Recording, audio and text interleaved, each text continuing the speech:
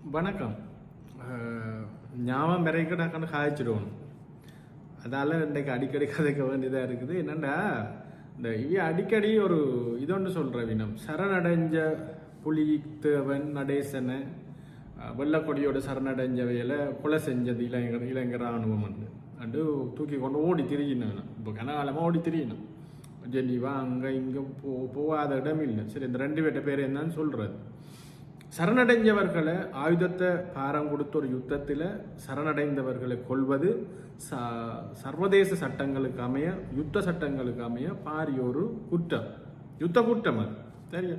அது இப்போ மட்டுமே இல்லை, மகாபாரத காலத்திலிருந்து சரணடைந்தவர்களை யுத்தத்தில் கொள்வதில்லை. கொன்றால் அது தர்மம் இல்லை, அறம் இல்லை, குற்றம் அது. ரைட்?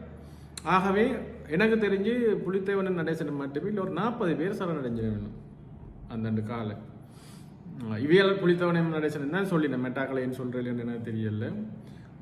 அதில் காப்பாற்றப்பட்டு பாதுகாப்பாக வச்சிருக்கப்பட்டு வெளிநாட்டுக்கு அனுப்பப்பட்ட ஆக்களும் இருக்கணும் இராணுவத்தாலே. அவையிலே பேசட்டும். அது இந்த மிச்ச விஷயங்களை அவைய வந்து இப்போ கொமெண்ட்டுகளை சொல்லுவேன். தெரிஞ்சாக்கள் நிறைய பேர் இருக்கணும் என் உயிரோடு. சரியா? அப்போ சரணடைஞ்சாக்களை குற்றம், நாங்களும் சொல்கிறோம் குற்றம். அந்த குற்றத்தை செஞ்சாக்கள் தண்டிக்கப்பட வேணும், எந்த மாற்று கருத்தும் இல்லை. ஆனால் இந்த சரணடைந்தவர்களை கொல்லும் கலாச்சாரத்தை, இந்த சரணடைந்தவர்களை கொள்ளுகின்ற இந்த இந்த நடைமுறை, இதை யார் அறிமுகப்படுத்தினது? இலங்கையிலேயே சரணடைந்தவர்களை கொள்கின்றதில் மாஸ்டர்ஸ் பயங்கரவாத பாசிச புலிகள், புலி பயங்கரவாதிகள். சரியா? 1990ஆம் ஆண்டு இப்போ ஜூன் மாதம் 11ஆம் தேதி, அதுக்கு முன்னுக்கு சரணடைஞ்ச பற்றி கதை. இது பெரிய ஒரு அமௌண்ட் உண்டு. பிரேமதாசாவோட கொழும்புல பேச்சுவார்த்தை நடந்து கொண்டிருக்கு. ஹில்டன் ஹோட்டலில் இவியலை தங்க வச்சிருக்குது. சரியா? இதெல்லாம் நடந்து ஹோட்டலில் கல்யாணம் கட்டினம். என்ன சதாசிவம் கிருஷ்ணகுமாரன் கிட்டு கல்யாணம் நடக்குது, மாத்தியா கல்யாணம் நடக்குது. கன விஷயங்கள் நடந்து கொண்டு இருக்கக்குள்ளேயே அந்த சமாதானத்தை பேசிக்கொண்டு என்னென்ன ஆக்களை போடுறன்றதுல பாசிச புலிகள் மிக திறமையானவர்கள். 1990ஆம் ஆண்டு ஜூன் 11ஆம் தேதி ஒரே நாளில் மட்டக்களப்பில் இருக்கிற சகல போலீஸ் நிலையங்களையும் ரவுண்ட் அப் பண்ணி அவ்வளோ போலீஸ்காரரையும், போலீஸ்காரர் ஒரு போலீஸ் நிலையத்தில் 50 பேர் அப்படி இருந்தால் அவங்க ஒரு 300 பேர் வந்து ரவுண்ட் அப் பண்ண ஒன்றும் செய்யலாம். அப்போ 774 பேர் கிட்டத்தட்ட கல்முனை, அம்பாறை, மட்டக்களப்பு, கிழக்கு மாநிலத்திலேருந்து சகல போலீஸ் நிலையம் இருந்து சரண்டர் ஆயினாக்கள் 774 பேரை அந்தண்டு காட்டுக்குள்ளே கொண்டு போய் ஆயுதத்தை கையளித்து சரணடைந்த 774 போலீஸ் உத்தியோகத்தர்களை விடுதலை புலிகள், பாசிச விடுதலை புலிகள் என்று சொல்லப்படுகின்ற பாசிச புலி பயங்கரவாதிகள் ஒரே நாளில் படுகொலை செய்து துடிக்க கொன்று போட்டார்கள். சரியா? On 11th June 1990, the militant organization Liberation Tigers of Tamil carried out a massacre of unarmed police officers in Sri Lanka's eastern province. LTT members allegedly killed over 600 officers that day. Some accounts estimate the numbers of officers killed was as high as 774. Location: Eastern Province, Sri Lanka. Date 11 June 1990. Target: unarmed Sri Lankan police officers who had surrendered. Attack type: armed massacre, mass shooting, domestic terrorism, weapon firearms. Death count 600-774,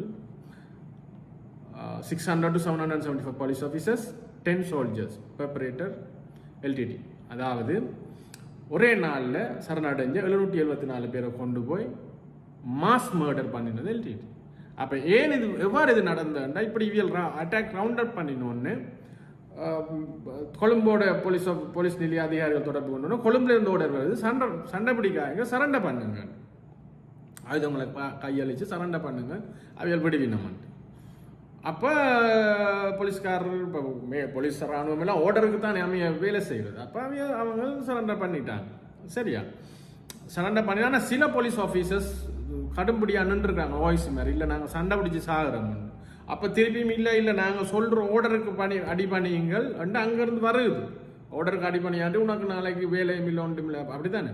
அப்போ எல்லாரும் ஆயுதங்களை கையளித்து கொஞ்சம் பேர் என்ன கையளித்த ஆக்களில் ஒரு கொஞ்சம் பேர் தமிழ் போலீஸார் முஸ்லீம் போலீஸார் என்று தெரிவு செய்து கொஞ்சம் பேரை விட்டுருக்குறாங்க. விட்டுட்டு மிச்சாக்கள் அவ்வளோ பேர் 774 பேரையும் கொண்டு போய் படுகொலை செஞ்சு புதைத்தார்களா எரித்தார்களா தெரியாது. செம்மணி போல இதுவும் தோண்ட வேணும். இந்த யுத்த குற்றம் இது ஒரு மிக பாரிய அவலமான குற்றம். இந்த சரணடைந்தவர்களை கொலை செய்கிற கலாச்சாரத்தை அப்போ இந்த 774 பேருக்கு என்ன பதில் சொல்ல போறீங்க? 2 பேர்ட்ட பேரை சொல்லி கொண்டு தெரியுங்க. ரைட், இது ஒன்று. அடுத்தது கந்தன் கருணையில் சரணடைஞ்ச மாட்டு ஏனைய இயக்கங்களை சேர்ந்த போராளிகள். சரியா, போராளிகள். அவையெல்லாம் போராட்டத்துக்கு தானே வந்தது. அவர்கள் சரணடைஞ்சவர்கள் தான். அவர்கள் உங்களுடைய கஸ்டடியில் இருந்தாங்க. அவர்கள் ஒரே நாளில் கொலை செஞ்சீங்க. 60-70 பேர், 70 80 90 சரியான டெத் கவுண்ட் கூட இல்லை. டெலோபுலட் டிபிஆர்எல்எஃப் இஎன்டிஎல்எஃப் இப்போ நான் அந்த டிக்ஷித்தின் புத்தகத்தில் சொன்ன 37 இயக்கங்கள் அந்த இயக்கங்கள் எல்லாத்தையும் சரணடைய சொல்லி ரோட்டா அப்போ அந்த நேரம் நான் அம்மாவிட்ட இருக்க சுண்ணாத்தில் அனௌன்ஸ் பண்ணி கொண்டு போனோம். தாய் தகப்பன் தாய்மார் புள்ளியலை கொண்டே கையில் கொடுத்தவங்க. சரியா, கொண்டு வந்து நீங்கள் தந்தீங்கண்டா நாங்கள் மன்னிச்சு விட்டுருவோம். அதெல்லாம் சரணடைஞ்ச ஆக்கள் தான். அவ்வாறு சரணடைஞ்ச ஆக்களை சுட்டும் உயிரோட கொளுத்தியும் கொலை செஞ்சீங்க. சரியா, அப்ப சரணடைஞ்ச சிங்களவர்களை நீங்க கொலை செய்தீர்கள், சரணடைந்த இஸ்லாமியர்களையும் கொலை செய்தீர்கள், சரணடைந்த தமிழர்களை நீங்கள் கொலை செய்தீர்கள். அப்ப இந்த சரணடைந்தவர்களை கொல்ற கலாச்சாரத்தை உருவாக்கின உங்களுக்கு என்ன அறம் இருக்குது? என்ன எங்கட சரணடைஞ்சவனை கொண்டுட்டான்னு சொல்றது? சரி, ஹிஸ்டரி ரிப்பீட்ஸ் இட் செல்ஃப். 90ஆம் ஆண்டு நீங்க சரணடைஞ்ச 774 பேரை கொலை செஞ்சீங்க. அது அப்படியே 30 வருஷம் ரவுண்டா சுத்தி வந்து நீங்க சரணடையர்கள் அவன் உங்களை கொலை செஞ்சான். அன்றைக்கு மீது நீங்க அன்றைக்கு வெளிநாடு எல்லாம் கதைச்சு சரணடைகிறதுக்கு செட்டப் பண்ணினீங்க.